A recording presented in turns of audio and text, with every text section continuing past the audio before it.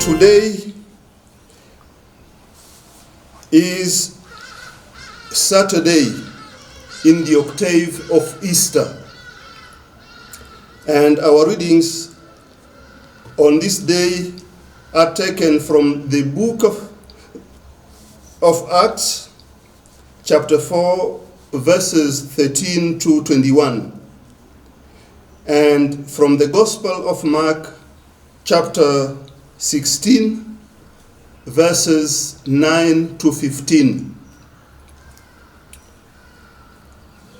Now today, as I say, is Saturday, the seventh day in the octave of Easter.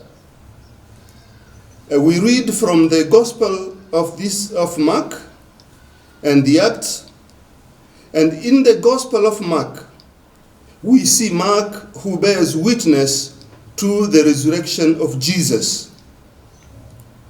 For Mark, we do not have to doubt about the resurrection of Jesus, for there is also enough evidence.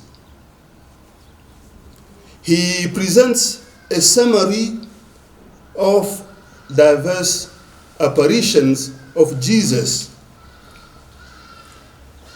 First of all, he says Jesus appeared to Mary Magdalene. Then he appeared to the two disciples that he doesn't name, but this is a reference certainly made to the apparition of Jesus to the two disciples on the way to Emmaus. This story which is narrated in the Gospel of Luke, chapter 24, verses 13 to 35.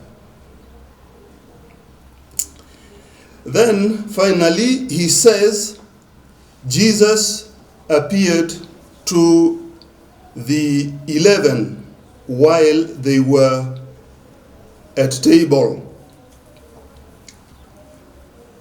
However, Mark highlights that the reason Jesus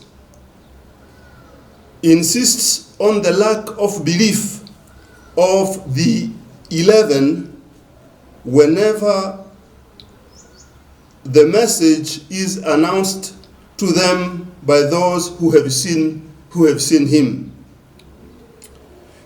The disciples did not accept the testimony of those to whom he appeared, and some of us, I think, can identify with them. It is also worth saying here that the first Christians had difficulty of believing the testimony of women. So they doubted and they did not believe what Mary Magdalene told them. But by saying that Jesus appeared first to Mary Magdalene, Mark is highlighting the important role of women in bearing witness to Jesus and his resurrection. No one should be excluded from announcing Jesus to the world, as did Mary Magdalene. Proclaiming Jesus is a responsibility of everybody, men and women.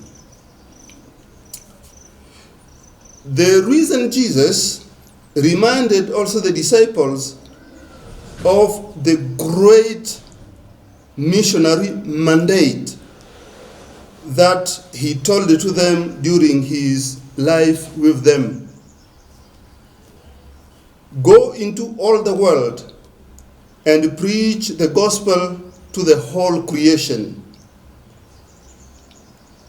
He gave the same mandate to Mary Magdalene, and she took it to heart. This is a mandate given to all of us who are baptized. Now, in the Acts of the Apostles, chapter 4, verses 13 to 21, we see the trial of Peter and John going on because of their boldness in bearing witness to Jesus. The authorities, the Jewish authorities, warned them not to preach about Christ and his resurrection, not to speak in the name of Jesus. But Peter and John persevered in their position. It is better for us to listen to God rather than to men. They cannot keep silent to speak about what they have seen and what they have heard. Now today, we are invited also to believe in the people who give witness to Jesus.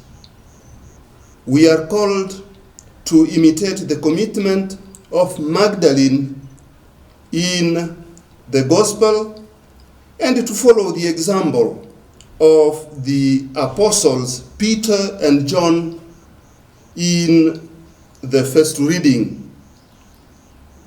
They took the mandate of Jesus seriously and carried it out. This mandate is given to each one of us to carry it on wherever we are in life. In the name of the Father, and of the Son, and of the Holy Spirit. Amen.